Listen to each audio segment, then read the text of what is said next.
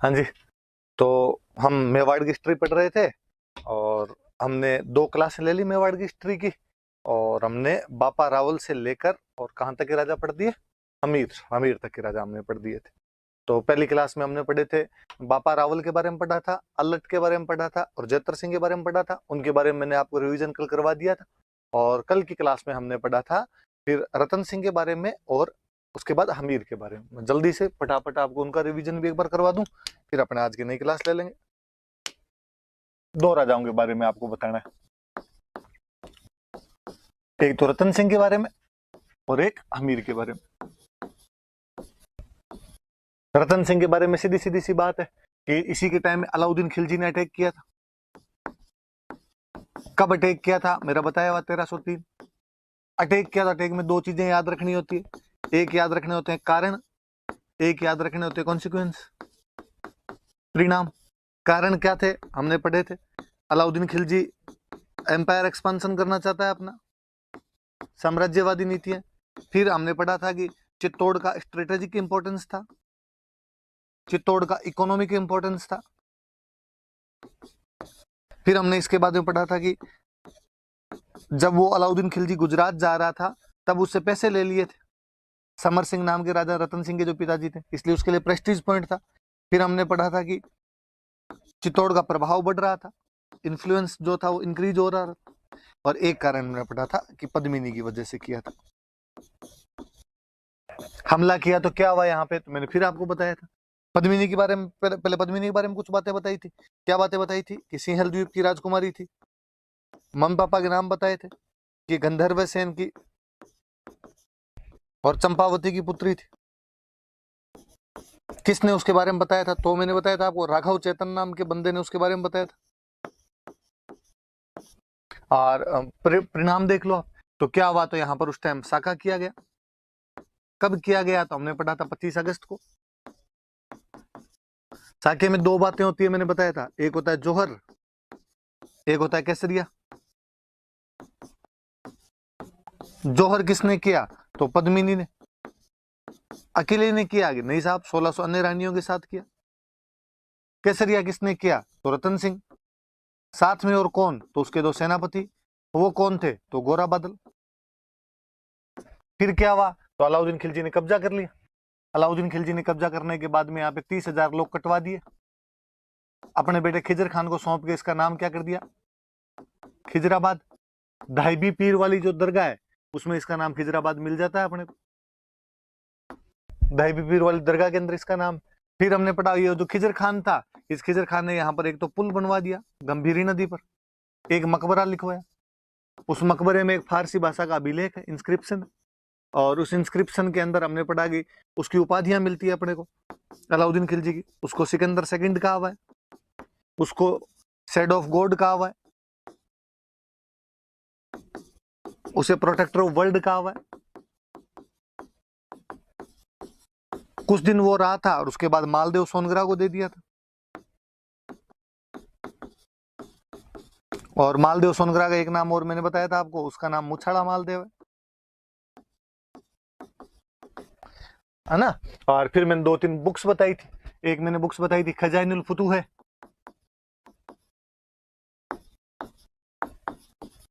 इसी का एक नाम और बताया था तारीख अलाई। एक बुक बताई थी पद्मावत, मलिक मोहम्मद जायसी 1540 अवधी भाषा के अंदर एक लिखी हुई बुक। और खजाइनुल फुतूह है का दूसरा नाम तारीख अलाई, अमीर खुसरो की लिखी हुई किताब। ये सब तो हमने रतन सिंह के बारे में पढ़ा। हमीर के बारे में मैंने बताया था 2 ही बातें पढ़नी, एक उसके विजय अभियान, एक उसकी उपाधियां। विजय अभियान तो इसने चित्तौड़ वापस छीना था, फिर मैंने बातें बता दी थी, सिसोदा से गया इसलिए सिसोदिया हो गए। इसके बाद से राणा टाइटल आया, उससे पहले टाइटल रावल लगता था, और जो अंतिम कोई रावल था तो अंतिम रावल रतन सिंह था। फिर एक हमने पढ़ा कि इसने सिंगोली का युद्ध लड़ा, और सिंगोली वाले युद्ध के अंदर इसने मोहम्मद बिन तुगलक की सेना को हराया था। और जब इसका चित्तौड़ पर कब्जा हो गया तो इसने चित्तौड़ में बरवड़ी माता का मंदिर बनवाया था। बरवड़ी माता इनकी इष्ट देवी है, इनको अन्नपूर्णा माता भी कहते हैं। इनकी जो कुल देवी है वो बाण माता है। एक फिर हमने इसकी उपाधियां पढ़ी, तो सीधी सीधी 4 उपाधियां मैंने आपको बताई थी कि हमीर की उपाधि क्या क्या है। तो हमीर की एक उपाधि हमने पढ़ी थी विषम घाटी पंचानन, एक उपाधि पढ़ी थी वीर राजा, एक उपाधि मैंने बताई थी प्रबल हिंदू, और एक इसको कहते हैं मेवाड़ का उद्धारक। सिंपल सा। आप यूं शुरू शुरू में जब भी नया चैप्टर पढ़ने बैठो उससे पहले पुराने वाले का रिवाइज किया करो, पुराने वाले में की पॉइंट्स बना के रिवाइज कर लिया करो। तो ये देख लो आप सारे, कल की पूरी जो क्लास थी हमने पूरी रिवीजन कर ली। मुश्किल 5-10 मिनट लगते हैं, इतने में अपना रिवीजन हो जाता है। अब अपने नई क्लास ले लेते हैं, नए राजा ले लेते हैं, कौन कौन हुए थे। चलो तो आगे वाले पढ़ लेते हैं अपना। अगला राजा कौन है? अगला राजा आपने लिखा हुआ है लाखा, महाराणा लाखा के बारे में पढ़ना है आपने। मैंने बताया था हमीर के बाद में राणा महाराणा लगना शुरू हो जाता है इनके नाम के आगे। टाइम पीरियड दिया हुआ, याद रहे तो भली बात, नहीं याद रहे तो भली बात। नाम तो लक्ष्य सिंह था, लक्ष्य मतलब लाख, तो अपने वालों ने लाखा लाखा करके नाम लाखा बना दिया। सिंपल सा, जो लिखी हुई 4 बातें याद रखनी है, क्या है क्या नहीं है मैं और बता दूंगा। एक हमें इसमें लिखा है कोई जावर के बारे में पढ़ना है, ये की पॉइंट्स लिखे हैं इसलिए, बाकी तो मैं आपको समझा ही दूंगा, पढ़ा ही दूंगा, ताकि ध्यान रहे कि अपने को ये पॉइंट देखने। एक कोई पिछोला झील के बारे में अपने को पढ़ना है, एक कुंभाहाड़ा कौन था उसके बारे में पढ़ना है, और एक हंसाबाई के बारे में पढ़ना है। तो एक क्या माइंड मैप रहता है अपने दिमाग में कि क्या पढ़ना है और क्या नहीं पढ़ना है। तो हमें इनके बारे में पढ़ना है। जावर में क्या हुआ इसके टाइम में, पिछोला झील का के बारे में क्या हुआ, कुंभाहाड़ा कौन था और हंसाबाई कौन थी। 4 चीजें याद रह जाएगी। देख लो, बोले आप वापस देख लेंगे। जावर, पिछोला झील, कुंभाहाड़ा और हंसाबाई। मैं अगले व्हाइट पेज पे समझा दूंगा, पर ये लाखा के बारे में याद रखने वाली सी बात इतनी है। चलिए तो जैसे मैं अगले पेज पे समझा दूंगा आपको। अच्छा, व्हाइट पेज नहीं आएगा इसमें, चलो उस पे लिख लेते हैं अपने, इस पे बता देते हैं जावर के बारे में। जावर क्या है? जावर उदयपुर के अंदर एक जगह पड़ती है, और ऐसा कहा जाता है, कल ही मैंने बताया था अरण्यवासिनी माता का वो जब वो मंदिर वगैरह बना था, मैंने सामोली अभिलेख की बातें बता रहा, इसकी बातें बताई थी। जावर तब भी मैंने बात की थी। लाखा जी के टाइम में जावर में सिल्वर निकलने शुरू हो गई थी, चांदी निकलने शुरू हो गई थी। देखो, एक तो सीधा सा मैं सिंपल सा एक चीज बताऊं कि वास्तव में सीसा और जस्ता जो 2 खनिज होते हैं अपने, लेड और जिंक जो 2 खनिज होते हैं, ये निकलते हैं। इनके साथ में थोड़ी बहुत मात्रा में चांदी भी निकलती है वहां पर अपने हिस्ट्री में जब पढ़ते हैं तो अपने ये कहते थे कि वहां से चांदी निकलती थी। सिंपल सी बात, कोई पूछे कि जावर से कौन सा खनिज प्राप्त होता था, चांदी प्राप्त होती थी। किसके टाइम में निकलनी शुरू हुई? तो लाखा या लक्ष्य सिंह के टाइम में निकलनी शुरू हुई। अब हम कहेंगे हम क्यों याद कर रहे हैं, ये तो हम ज्योग्राफी में याद करेंगे, वहां पर अलग से मिनरल्स पढ़ते हैं, वहां याद कर लें। पर इसका मतलब यह है कि किसी राजा के टाइम में वहां पे इकोनॉमिक रिसोर्सेज बढ़ गए थे, और जब किसी राज्य के इकोनॉमिक रिसोर्सेज बढ़ेंगे, इसका मतलब वो राज्य स्ट्रांग होता जा रहा है। तो मेवाड़ की पोजीशन और स्ट्रांग होती जा रही है, क्योंकि वहां पे खनिज निकलने शुरू हो गए थे। खनिज कौन सा है, मिनरल कौन सा है? सिल्वर निकल रही है। कहां से निकल रही है? तो जावर से निकल रही है। और किसके टाइम में निकल रही है? तो लाखा। जावर का नाम आगे और आएगा, मैं और आपको इसके बारे में बताता रहूंगा आगे। फिर एक लिखा हुआ पिछोला झील। ऐसा कहते हैं कि उदयपुर में पिछोला झील, आपका सबका नाम सुना होगा। उसका नाम पिछोला इसलिए है क्योंकि वहां पर एक गांव है पिछोली, पिछोली गांव के पास में बना, इसलिए उसका नाम पिछोला झील रख दिया गया। लाखा के टाइम में बनी थी। तो क्या लाखा ने बनवाई? नहीं साहब, लाखा ने नहीं बनवाई थी। कहते हैं ये किसी एक बंजारे ने बनवाई थी। एक बंजारा था और वो इस झील को बनवा के गया था। अब बात है कि सब बंजारे कौन होते हैं? तो बंजारे होते हैं नोमेडिक ट्रेडर, घुमक्कड़ व्यापारी, जो एक जगह से दूसरी जगह पे घूमते रहते हैं, और घूम घूम के बैलगाड़ियां रखते थे जी, और बैलगाड़ियों में सामान लाद के रखते, अपने गांव में आए, अपने गांव में सामान बेचा, 5 दिन यहाँ रुके, फिर अगले गांव गए, वहां सामान बेचा, फिर अगले गांव गए, वहां सामान बेचा, घूम घूम के सामान बेचा करते थे, इसलिए उनका नाम पड़ गया, वो हो गया आपके बंजारे। अब मैं आज के सिंपल शब्दों में बताऊं तो चलती फिरती रिलायंस प्रेस थी जी उस टाइम की, कि सारा सामान उनके पास हुआ करता था, बेच के जाया करते थे। शुरुआत में बेसिकली वो लोग नमक बेचते थे, धीरे धीरे बाकी चीजें भी बेचने लगे थे। याद रखना, मुझे याद है एक बार ये कहीं क्वेश्चन था कि बंजारे कौन होते हैं, तो भाई पश्चिमी भारत के साइड में जो घुमक्कड़ व्यापारी हुआ करते थे उनको हम क्या बोलते थे? तो बंजारे बोला करते थे, तो याद रख ले। अब कोई बंजारा पैसे वाला था, क्योंकि व्यापारी थे तो व्यापारी पैसे वाले होंगे। पहले जब पैसे वाले लोग होते थे, धर्म पुण्य के काम करवाया करते थे। राजस्थान में धर्म पुण्य का काम क्या हो सकता है? पानी की व्यवस्था करवा दे, तो उसने यहाँ पर एक झील बनवा दी थी, उस झील का नाम पिछोला झील। इतने याद रखने वाली। झील बनी किसके टाइम में? तो लाखा के टाइम में वो झील बनी थी। तो याद रह जाएगी बात, किसने बनवाई? तो एक बंजारे ने बनवाई थी, लाखा जी ने नहीं बनवाई। पर कहते अब पिछोला की बात आई तो मैं और बात करता हूँ। इस पिछोला के पास में एक चबूतरा बना हुआ है, उस चबूतरे को बोलते हैं नटनी का चबूतरा। अब ये क्या भला है? मुझे याद है एक बार किसी एग्जाम में क्वेश्चन पूछा हुआ है, नटनी का चबूतरा कौन सी झील के पास बना हुआ है, तो कि साहब पिछोला झील के पास बना। सुन लो थोड़ी सी बात, इसके बहाने याद रह जाएगी, और तो कुछ ही नहीं है कि नटनी का चबूतरा क्या है। ऐसा कहते हैं कि भाई नट नट भी एक जाति होती है, खेल दिखाने का काम करती है। आपने कभी देखो सर्कस टाइप वाले खेल, कि दो पिलर लगाए, दो बांस बांधे, उनके बीच में रस्सी डाल दी, और कोई महिला या बच्चा उस रस्सी के ऊपर चलता है। मतलब बड़ा कंसंट्रेशन का खेल है, पूरा उस पर ध्यान रखना पड़ता है, आप गिर सकते हो, पर वो लोग करते हैं साहब, उनका परंपरागत पैसा है, वो अपने आप में ट्रेडिशनल तरीके से करते आ रहे हैं आज दिन तक। तो ऐसे एक बार कोई एक नट था, मेवाड़ के राजा के दरबार में आया, और उसने राजा को, और पहले राजा महाराजा ऐसे खेल देखना पसंद किया करते, और उसने कहा कि साहब मैं नट हूं और मैं रस्सी वाला खेल दिखाता हूँ। राजा ने कहा तो कौन सी बड़ी बात है, सारे नट रस्सी वाला खेल दिखाते हैं। उसने कहा नहीं साहब मैं थोड़ा अच्छा दिखाता। क्या अच्छा करता है? उसने कहा मेरी जो नटनी है, नट की वाइफ होगी नटनी हो गई, मेरी जो नटनी है वो पिछोला क्रॉस कर सकती।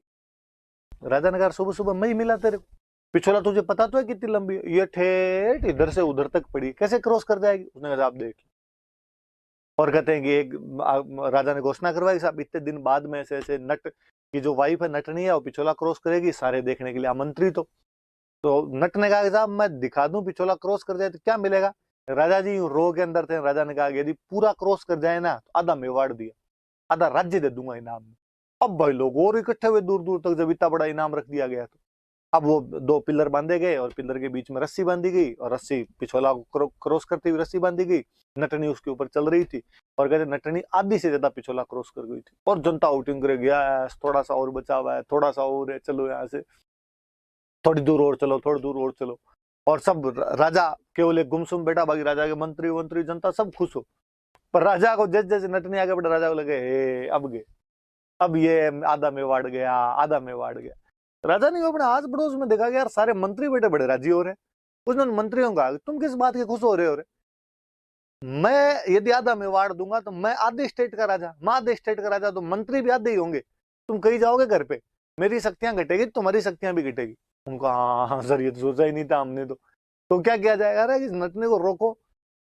तो एक किसी मंत्री का दिमाग चला, और ऐसी कहानियां ऐसी बातें हैं कि उस नटनी का बच्चा पास में खेल रहा था, उसने बुलाया कि इधर आ, बुलाया, बुला के उस बच्चे खींच के थप्पड़ मारा, थप्पड़ मारा तो बच्चा रोया, बच्चा रोया तो माँ का ध्यान बच्चे के रोने की तरफ गया। और आप नोटिस ही कर लेना, अपनी जो मम्मियां होती है, बच्चा कहीं रोए, कितनी दूर हो, मम्मी को फटाफट पता चल जाता है कि रोती है। मुझे तो हमेशा महिलाओं वाली सिक्स सेंस का बड़ा जोरदार लगता है।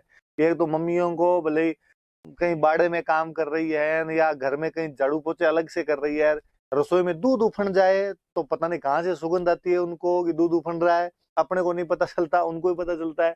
बच्चा कहीं रोए तो उनको पता चल जाता है। और बेचारे नटनी को जैसे ही वो आवाज सुनी बच्चा रो रहा है, उसका ध्यान बच्चे की तरफ गया, कंसंट्रेशन का खेल है, नटनी उसके अंदर गिर गई बेचारी पिछोला। और राजा जी खड़े हुए, राजा जी खड़े हुए, यस मैं जीत गया, क्रॉस नहीं हो पाई। नट ने बेचारे ने कहा राजा जी क्या करते हो ऐसे यार, आपके तो केवल जीत हार की बात है, मेरे तो गृहस्थी बर्बाद हो गई, मेरे तो लुगाई मर गई, पिछोला में गिर गई। और राजा जी ने कहा तू चिंता मत कर, इस नटनी का चबूतरा बनवा देंगे, यहाँ पे एक प्लेटफॉर्म बनवा देंगे बाहर, और चबूतरा होगा, और तुम आ जाना वहां पे, उसको नटनी का चबूतरा ही कहेंगे। तो कहते हैं उस नटनी की याद में यहाँ पे चबूतरा बनाया गया। तो अपने याद रखने वाली सी बात है जी, इसके बारे में थोड़ी याद रह जाएगी कि नटनी का चबूतरा कौन सी झील के पास है, तो पिछोला झील के पास में। और पिछोला झील किसने बनवाई थी? तो बंजारी ने पिछोला झील बनवाई थी।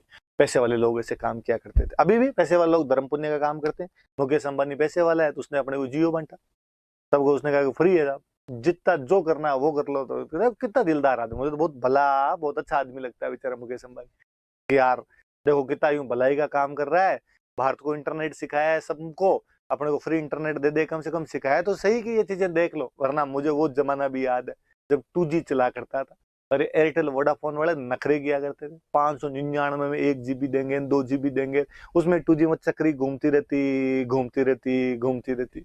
और अपने को लगता है कि ये जो चक्री घूमती है इसका मतलब इंटरनेट है। तो अब पता चला कि नहीं साहब, इंटरनेट अलग चीज होती है। तो मुकेश अंबानी का इस बात के लिए तो यूं दिल की गहराइयों से कोटि कोटि धन्यवाद दिया जाना चाहिए। तो मुझे तो वैसे ही मुकेश अंबानी बेचारा खूब ही पसंद आता है। और मुझे तो, और जब मुकेश अंबानी ने अपनी बेटी ईशा अंबानी की शादी पीरामल के बेटे के साथ की, पीरामल अपने राजस्थान का है, झुंझुनू में एक छोटा सा कस्बा पड़ता है बगड़, और बगड़ के सेठ थे वो पीरामल, जो बगड़ छोड़ के यहाँ से बाहर चले गए थे, और इतने बड़े सेठ हुए कि मुकेश अंबानी ने अपनी बेटी की शादी। मुझे तो और लगा कि अपने राजस्थान की तो ब्याई जी और इसकी इज्जत नहीं करे तो किसकी करे? तो भाई रे, बाकी पैसे वालों को जितों गालियां निकालनी हो तो निकाल लेना, पर मुकेश अंबानी देखो अपने ब्याई जी है तो कम से कम उनका यूं ख्याल इस मामले में किया जाना चाहिए। अपने को जियो दिया, अपने जिस मोबाइल में बैठ के देख रहे हैं जियो से ही देख रहे होंगे ज्यादातर, ये मुकेश अंबानी का दिया हुआ है, उसकी वजह से रेट वगैरह कम हुए थे। यदि वो जियो नहीं लाता तो ये रेट और भयंकर चले जाते। एयरटेल वोडाफोन वाले वो 2G वाली चक्री घुमाते रहते अब तक। तो वैसे धर्म पुण्य के काम पहले करते थे, आज भी धर्म पुण्य काम करते और देखना। और बाणी इस मामले में दिलदार होते ही हैं जी। आज भी किसी शहर में जाके देखना, वहां पे जितनी भी धर्मशालाएं मिलेगी वो सब बाणियों की बनाई। आपको नाम मिलेंगे, सेठ कल्याण दास ने अपनी माता की याद में इस धर्मशाला का निर्माण करवाया, सेठ धर्मदास ने अपनी पत्नी की याद में इस प्याऊ का निर्माण करवाया, फलाने सेठ जी के 3 बेटों ने यहाँ पे सराय का निर्माण करवाया। ऐसे खूब सारे काम मिल जाएंगे। तो बाणी पैसे लगा सकते हैं जी, उनको ये धर्म पुण्य के काम रुचते हैं, जचते हैं। वैसे को बंजारा था, उसने एक झील बनवाई, वो झील कौन सी थी? पिछोला। इस बहाने लोग याद रह जाएगी। आपने खूब सारी बातें कर ली। अब आगे एक और पढ़ते हैं। एक बंदे का नाम लिखा, देखो कुंभाड़ा। फिर एक कहानी। लाखा जी में और कोई बातें है नहीं जी, लाखा में कहानियां ही है। कहते हैं कि लाखा ने बूंदी शादी की थी। एक लाखा मेवाड़ के राजा है। बूंदी में चौहानों का शासन हुआ करता था, हाड़ा चौहान हुआ करते थे। चौहानों की एक ब्रांच होती है हाड़ा, हाड़ा चौहान थे। और कोई किसी रानी से शादी की। फिर ऐसी कहानियां क्यों बनती है कि लाखा जी उस अपनी हाड़ी रानी, हाड़ाओं की लड़की होगी तो हाड़ी हो गई, हाड़ी रानी से शादी करके आए। और आने के बाद में जब वो चित्तौड़ आ गए, दूसरे दिन एक राजा जी जब खाना वाना खाने के लिए गए रानी के पास में, तो उन रानी से पूछा कि और मन तो लग गया आपका यहाँ पे? रानी कहा कि हाँ जी मन लग गया। कैसे, हमारा चित्तौड़ कैसा लगा? रानी का अच्छा है। तो बस अच्छा ही है। रानी कहा नहीं नहीं नहीं खूब अच्छा है, पर एक बात कहूं। राजन कहा हाँ बोलो, आपके मन में क्या है, जो भी बात हो। अच्छा तो खूब है, पर हमारे बूंदी जैसा नहीं। लगा यार ये क्या बात हुई। और अपने वो है कि लड़की को अपना पीर अच्छा लगे। अपने मारवाड़ी में तो कहावत है कि पीर की तो चिड़कली चौकी लगे। और उसने कहा भले चित्तौड़ की खूब बातें हैं, अच्छा भी लगा मुझे भी, पर बूंदी बूंदी है। लाखा जी ने कहा नहीं, इसका मतलब तूने चित्तौड़ ढंग से नहीं देखा। वो पूरा देख के आगे से रतन सिंह वाले महल, पद्मिनी के महल, वो सब देख ली, उन्होंने पूरा देख लिया। पर आप आओ इस बार ससुराल, कभी फुर्सत से आओ, आपको बूंदी दिखाएंगे, बूंदी बहुत अच्छा है। लाखा जी को गुस्सा आ गया, लाखा जी की बात जची नहीं।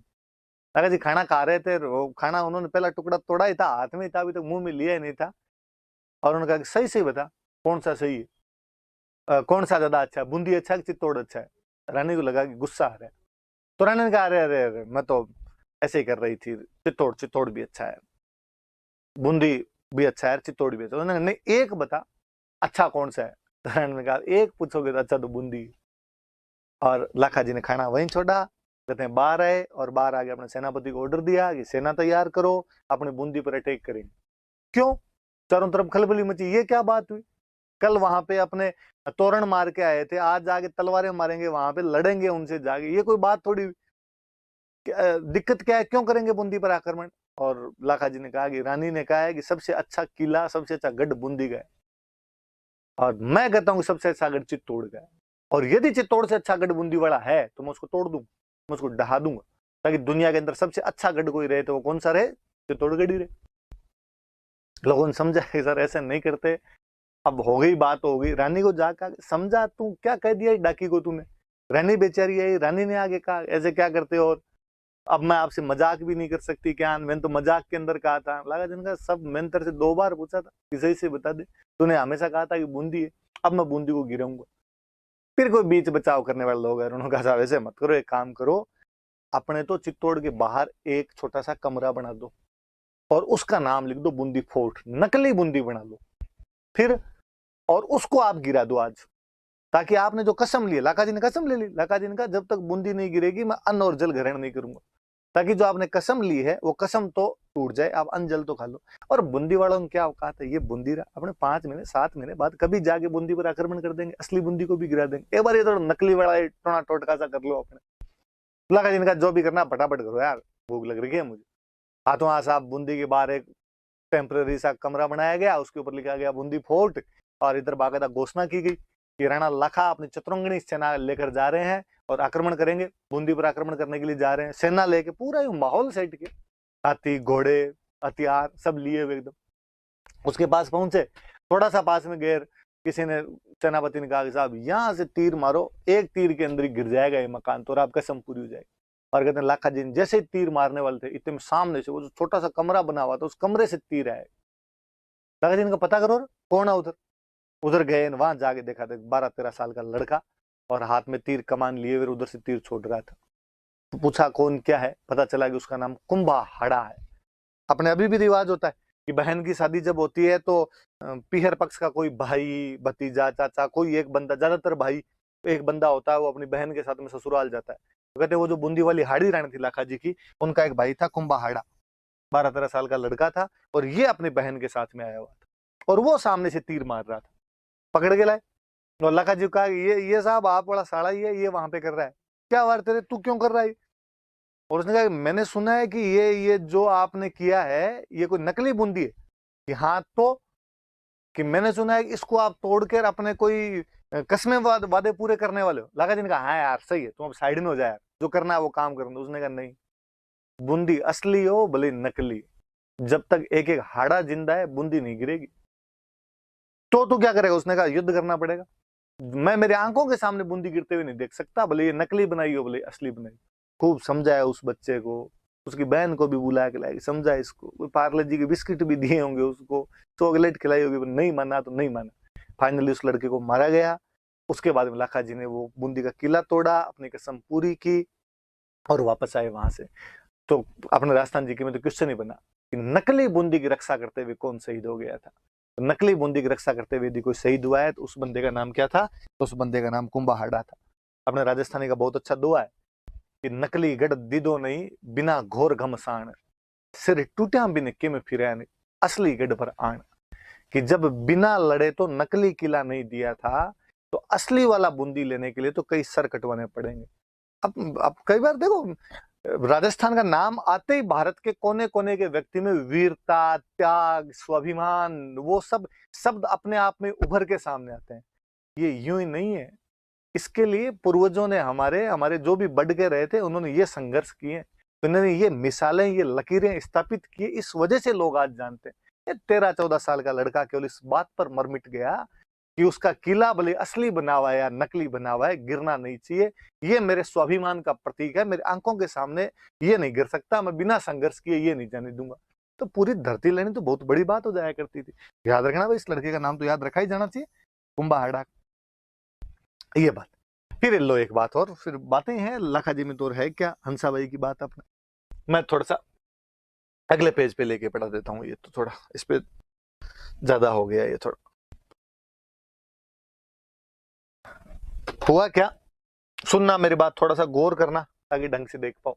हम जैसे मेवाड़ रियासत पढ़ रहे हैं, मेवाड़ रियासत है, और मेवाड़ रियासत में हम कौन सी डायनेस्टी पढ़ रहे हैं? तो हम गुहिल वंश पढ़ रहे हैं, गुहिल डायनेस्टी पढ़ रहे हैं। और गुहिल वंश का राजा कौन पढ़ रहे हैं? तो राणा या महाराणा कुछ लिख लो, राणा जी जो है वो है लाखा। ये जो लाखा जी थे, इन लाखा जी का सबसे जो बड़ा बेटा था, इनका जो पुत्र था, इनका जो सन था, सबसे बड़ा बेटा था, उसका नाम था चुंडा। जैसे हम मेवाड़ पढ़ रहे हैं वैसे एक रियासत और हुआ करती थी, मारवाड़। जैसे यहाँ पे गुहिल डायनेस्टी है, मारवाड़ में एक डायनेस्टी हुआ करती थी राठौड़। आगे हम पढ़ेंगे इनका इतिहास में। यहाँ का जो राजा था उसका नाम भी था चुंडा। ध्यान देना मेरी बात पे। मेवाड़ का जो राजकुमार है उसका नाम चुंडा है, मारवाड़ का जो राजा उसका नाम चुंडा है। जैसे मेवाड़ वाले राजा नाम क्या राणा या महाराणा लिखते थे, वैसे मारवाड़ वाले जो राजा थे वो नाम क्या लिखते थे? राव। तो आप इसको राव चुंडा कह सकते। कहते इस राव चुंडा का एक बेटी थी, उसका नाम था हंसाबाई, और हंसाबाई का एक भाई था, उसका नाम था रणमल। थोड़ा याद रखना, आगे काम आएगी बातें। मारवाड़ के चुंडा को अपनी बेटी हंसाबाई की शादी करनी है, या यूं कह दो रणमल को अपनी बहन हंसाबाई की शादी करनी है। और उन्होंने सोचा यार अच्छा लड़का कहाँ हो, और पता चला कि साहब मेवाड़ वाला जो चुंडा है ये योग्य राजकुमार, योग्य, वीर, पराक्रमी, बहादुर, साहसी, जुझारू। आप जितने युवा दिलों की धड़कन, जो जो आप शब्द अभी सरपंच चुनाव में आपने सुने होंगे, वो सारे के सारे किस में थे उस टाइम में? चुंडा के अंदर दिख रहे थे। और लाखा जी बूढ़े हो गए थे, लाखा जी मरेंगे तो अगला राजा कौन बनेगा? बड़ा बेटा। बड़ा बेटा कौन? चुंडा बनेगा। तो कहा क्यों ना हंसाबाई की शादी चुंडा के साथ में कर दी जाए। अब यदि हंसाबाई की शादी चुंडा के साथ में होती है तो जो हंसाबाई का बेटा होगा वो मेवाड़ का अगला राजा बनेगा। इससे बड़ी बात तो क्या हो कि राजा का जो बेटी का बेटा वो अगला राजा बने, मेवाड़ मारवाड़ आपस के अंदर भाई बंधुचारा रहेगा, रिश्तेदारी रह जाएगी।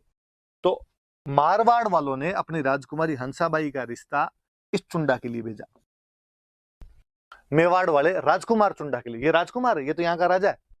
और कहते हैं कि लाखा जी का दरबार लगा हुआ, लाखा जी अपने दरबार के अंदर बैठे। लाखा जी बूढ़े हो गए, नशा पता थोड़ा ज्यादा करते, अफीम वफीम खाया करते और बुढ़ापे के अंदर बैठे हुए, तो थोड़ा राज कार्य में कम ही रुचि लिया करते थे। इनका जो बेटा था चुंडा, ये राज कार्य संभालता, पास वाली सीट पे ये बैठा, पर राजा वाली सीट पे लाखा जी बैठे। गेटकीपर आया, गेटकीपर ने कहा साहब मारवाड़ से कोई दूत आए। पहले क्या होता था, रिश्ता वगैरह करने के लिए पंडित जी जाया करते थे। पंडित जी 4 आदमी और लेके 5 आदमी जाते, राजकुमारी का रिश्ता करके आ जाते। लाखा जी का भेजो, कौन है? आए साहब, पंडित जी आए, आगे दुआ सलाम की, रामा श्यामा की। हाँ बताओ पंडित जी क्या समाचार लाए, मारवाड़ से क्या लेके? और पंडित जी के मुंह से निकला कि राणा जी हम तो नारियल लेके आए। नारियल का मतलब है लड़की का रिश्ता लेके आए। और लाखा जी हंसे जोर जोर से। लाखा जी ने कहा क्या बात है, अभी तक बुढ़ापे में भी हमारे लिए रिश्ते आ रहे हैं। और लाखा जी ने सोचा रिश्ता मेरे लिए है, और पंडित जी को अपनी गलती कर, sorry sorry sorry sorry sorry, actually मैं पूरी बात बोलनी भूल गया, रिश्ता आपके लिए नहीं। तो ये आपके जो लड़के हैं, आपके जो राजकुमार है चुंडा जी जो आपके पास में बैठे हैं, हम तो इनके लिए रिश्ता लेके आए। अब जैसे वो ये बोले, आगे सामने जो जनता बैठी थी वो हंसी जोर जोर से।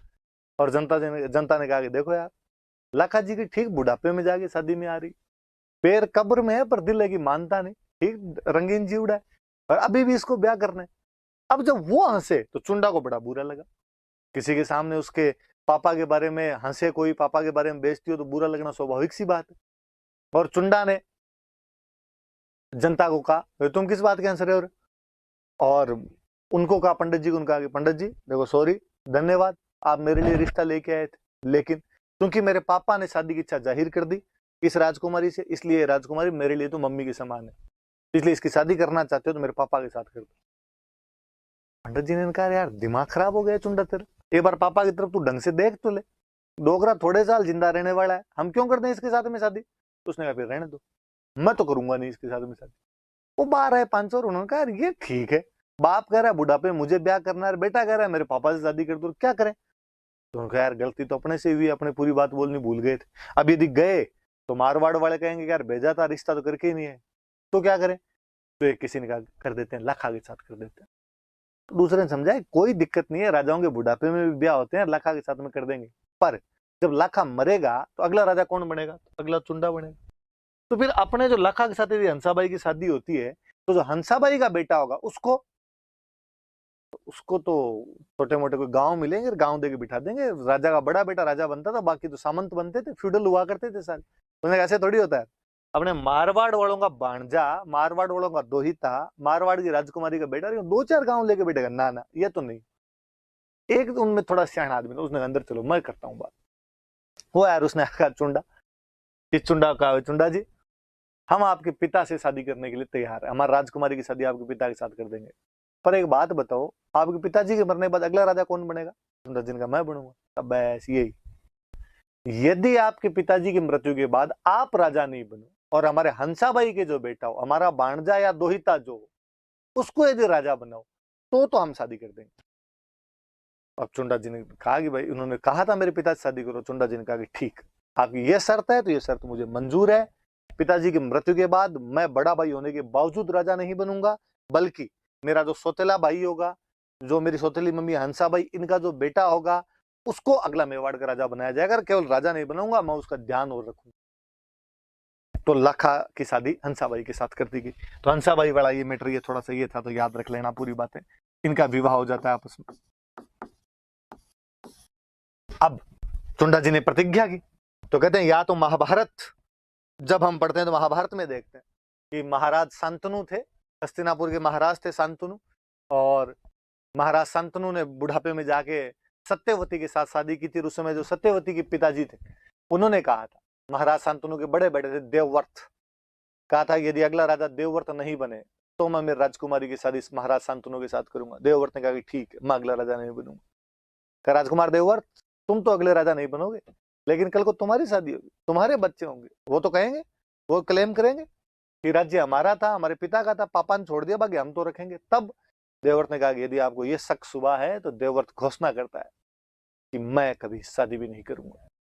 तो देवव्रत ने 2 भीषण प्रतिज्ञाएं की कि ना तो वो राज्य ग्रहण करेगा, ना वो शादी करेगा। ऐसी भीषण प्रतिज्ञाओं के कारण देवव्रत को कालांतर में भीष्म कहा गया था। कि जिस प्रकार भीष्म पितामह ने अपने पिता महाराज शांतनु की शादी के लिए ये प्रतिज्ञाएं की थी, कुछ उसी प्रकार चुंडा ने अपने पिता लखा के लिए इसी प्रतिज्ञाएं की। इसलिए चुंडा को हम मेवाड़ का भीष्म कहते हैं। आपसे प्री में कोई सिंपल सा क्वेश्चन उठा के पूछ ले कि मेवाड़ का भीष्म किसे कहा जाता है, तो मेवाड़ का भीष्म किसको कहते हैं? तो मेवाड़ का भीष्म चुंडा को कहा जाता है। जो राणा लखा के पुत्र थे, चुंडा इनको कहा जाता है। हालांकि अपने ध्यान रखना, चुंडा जी ने एक ही कसम खाई थी। चुंडा जी ने कहा था कि मैं राज्य ग्रहण नहीं करूंगा, मैं राजा नहीं बनूंगा, बल्कि राजा अपने सौतेले भाई को बना दूंगा। उन्होंने ये नहीं कहा था कि विवाह नहीं करूंगा। चुंडा जी ने विवाह किए थे और जितनी अनुकूल संतान पैदा कर सकते उतनी संतान पैदा की थी। बाकायदा पूरी एक ब्रांच है चुंडावत। कई बार क्या स्टूडेंट दिमाग लगाता है, दूसरे दिन आगे पूछ लेता है कि सर वो तो भीष्म पितामह ने तो कहा था शादी भी नहीं करूंगा, तो फिर चुंडा ने शादी भी नहीं की थी, तो फिर उसके आगे बेटे पोते कहां से आ गए थे? नहीं भाई, चुंडा जी ने शादियां की थी, उन्होंने एक ही कसम खाई थी, 2 कसमें नहीं खाई थी। पर ये भी बड़ी बात है जी, राज छोड़ना। उस टाइम में जब मध्यकाल के अंदर अपने को उदाहरण ऐसे मिलते हैं कि पिता को मार के बेटा राजा बन गया है, भाई को मार के भाई राजा बन गया है, चाचा को मार के भतीजा राजा बन गया। उस टाइम में को राज छोड़ देता है, ये बहुत बड़ी बात है। तो पितृभक्ति का जो संदेश या तो भगवान श्री राम दे के गए थे कि पिता ने आज्ञा दी कि तुम वनवास के लिए जाओ, और वो चले गए। कुछ उसी प्रकार का चुंडा कहता है कि पिता ने कहा कि मैं शादी करूंगा, तुम राजा नहीं बनो तो मेरी शादी हो सकती है, उसने कर लो। तो चुंडा को हम क्या कहते हैं? मेवाड़ का भीष्म। जब ये बात है तो तालियां बजेगी यार, कलेजा हो तो ये हो गया। त्याग, सेक्रीफाइस जिसको कहते हैं, तो ये होगी। पिता की इच्छा के लिए राज्य कुर्बान कर दिया। तब लोगों ने कहा कि जब जिस बंदे ने पिता की इच्छा के लिए अपना पूरा राज्य दे दिया है, 100% दे दिया है, उसको रिटर्न कुछ तो मिले। जिसने 100 दिया है उसको 54 तो दो वापस, कुछ ना कुछ तो उसको दो। जिसने फर्स्ट पोजीशन दी है उसको कम से कम सेकंड पोजीशन तो दी जाए। कह रही है बात सही। तो क्या किया जाए? तो कहा मेवाड़ का सबसे बड़ा जो ठिकाना है वो इस चुंडा को दिया जाए, और राजा के बाद में दूसरी सबसे बड़ी जो पोस्ट है वो इस आदमी को दे दी जाए। तो कहा ठीक है। तो चुंडा को ये जो बलिदान दिया था, ये जो सेक्रीफाइस किया था, इसके बदले में मेवाड़ का सबसे बड़ा ठिकाना दिया गया। होता क्या था, एक जो राज्य है, एक राज्य में एक भाई तो राजा बन जाता, तो राजा तो राजधानी के अंदर रहेगा, बाकी वाले भाइयों को गांव मिलते थे। किसी भाई को 1 गांव, किसी भाई को 2 गांव, ऐसे गांव दिया करते थे। छोटे गांव बड़े गांव कई होते। इन गांवों को बोलते थे ठिकाना, या और अच्छा शब्द कहो तो आप कह दो इनको जागीर। और इनके जो हेड हुआ करते, चीफ हुआ करते, उनको बोलते थे सामंत, या अपने इंग्लिश में इनको कहते थे फ्यूडल लॉर्ड। छोटे बड़े कई ठिकाने हुआ करते थे। सबसे बड़ा ठिकाना कोई मेवाड़ के अंदर था। राजधानी के बाद में सबसे मुख्य भूमिका यदि किसी की होती थी तो उदयपुर के अंदर एक जगह पड़ती है सलुम्बर। सलुम्बर वाला ठिकाना किसको कहा गया? भाई चुंडा को सलुम्बर वाला ठिकाना दे दो। और फिर सलुम्बर वालों के लिए कई प्रिविलेज दिए गए, सलुम्बर वालों को कई स्पेशल राइट दिए गए। जैसे क्या स्पेशल राइट दिए गए सलुम्बर वालों को, ये थोड़े सुनना। एक तो ये कहा गया कि भाई अब आप मुझे बताओ, ये जो पूरी कहानी है इसमें राजा डिसाइड कौन कर रहा है कि अगला राजा कौन बनेगा कौन नहीं बनेगा? ये पावर किसके पास में? चुंडा। चुंडा की इच्छा पे डिपेंड कर रहा है कि यदि चुंडा अगला राजा नहीं बनता है तो लाखा की शादी हंसाबाई के साथ होती है। मतलब चुंडा डिसाइड कर रहा है कि भाई मैं राजा नहीं बनूंगा, बल्कि राजा हंसाबाई का जो बेटा है, मेरा जो सौतेला भाई होगा, उसको बना दिया जाएगा। तो कहा गया आज के बाद में भी ये पावर चुंडा के जो भी डिसेंडेंट होंगे, चुंडा के जो भी वंशज होंगे, उनको दिया जाएगा। मेवाड़ में जब भी राजा बनाना है तो चुंडा का बेटा, पोता, पड़पोता, सड़पोता, लड़पोता होगा, उनको बने, उनसे पूछना पड़ेगा। और जो चुंडा के बेटे पोते, लड़पोते, सड़पोते होंगे वो कहाँ रहेंगे? तो सबसे बड़ा ठिकाना सलुम्बर दिया गया, यहाँ पे रहेंगे। तो जो सलुम्बर का सामंत होगा वो डिसाइड करेगा कौन राजा बनेगा कौन नहीं बनेगा। तो कहा गया वो राजा का राज तिलक करेगा। कोरोनेशन सेरेमनी जो राजा की होगी उसमें राजा के राज तिलक का अधिकार यदि किसी आदमी के पास में है तो सलुम्बर के सामंत के पास में। कहा ये काम ठीक है भाई। तो हम आगे पढ़ेंगे कि महाराणा प्रताप जब राजा बनेंगे तो महाराणा प्रताप के जो पिताजी थे उदय सिंह, वो तो अपने दूसरे बेटे जगमाल को बना के चले गए थे। और सलुम्बर वाले कृष्णदास चुंडावत आए थे, उन्होंने कहा कि नहीं साहब, प्रताप बनना चाहिए, तो उन्होंने प्रताप को आगे राजा बनाया था। तो सलुम्बर वालों के पास ये अधिकार था कि वो मेवाड़ में राजा किसको बनाए और किसको राजा नहीं बनाए। और का मेवाड़ की सेना जब भी कहीं जाएगी तो उसका जो चीफ होगा, उसका जो कमांडर होगा, वो हमेशा सलुम्बर वाले रहेंगे। चुंडा के जो बेटे पोते पड़पोते होंगे वो रहेंगे। और सबसे आगे पहले सलुम्बर वाले जाके लड़ेंगे। सेना की वह टुकड़ी जो सबसे आगे जाके लड़ती थी, उसकी जो फ्रंट बटालियन हुआ करती थी, उसको बोलते थे हरावल। तो आपसे कोई पूछे कि मेवाड़ की हरावल में हमेशा कौन रहते थे, तो चुंडा के वंशज। चुंडा के वंशज कौन? तो चुंडावत। कहाँ वाले चुंडावत? तो सलुम्बर वाले चुंडावत रहा करते थे। वो सेनापति होते थे, सबसे आगे जाके लड़ते थे। का आज के बाद मेवाड़ का राजा जितने भी डॉक्यूमेंट पे साइन करेगा, उन डॉक्यूमेंट पे राजा के बाद में सेकंड साइन यदि किसी करवाए जाएंगे तो सलुम्बर वालों के। तो कहा गया कि साइन का अधिकार और है इनके पास। का मान लो कभी राजा राजधानी के अंदर नहीं है, वैसे तो